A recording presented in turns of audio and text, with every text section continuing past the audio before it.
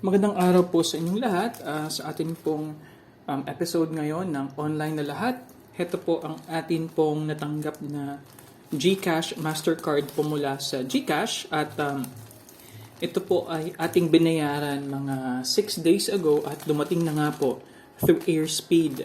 So tingnan natin, ito po ay isang unboxing video. Tingnan natin kung ano po yung nilalaman po ng package na ito mula nga po sa GCash. So, okay, let's try to open. Teka sa. Okay, ayan.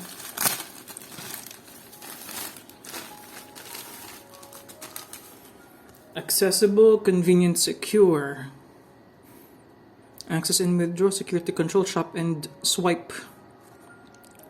Okay, GCash shop in millions of stores anywhere with your GCash Mastercard. So, ito yung ating actual na GCash Mastercard. So, paano ba natin ito binubuksan? Malamang this way. Ayun. Okay. Okay. I think kinakailangan natin gamitan ng mahiwagang cutter.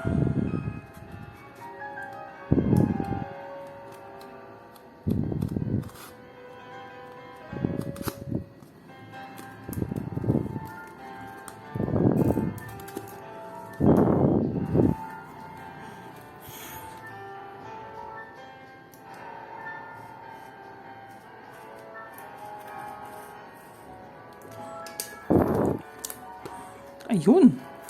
Ayan. There you go. Okay. So, heto na po yung atin pong card. At, syempre, dahil meron po yung importante na code sa likod, hindi ko po ipapakita sa inyo. Pero ito po yung ating card. How to activate, download, register for new account. Account is fully verified. Select my link accounts and GCash Mastercard. Okay. Ayun. Cash in, pwede rin, no?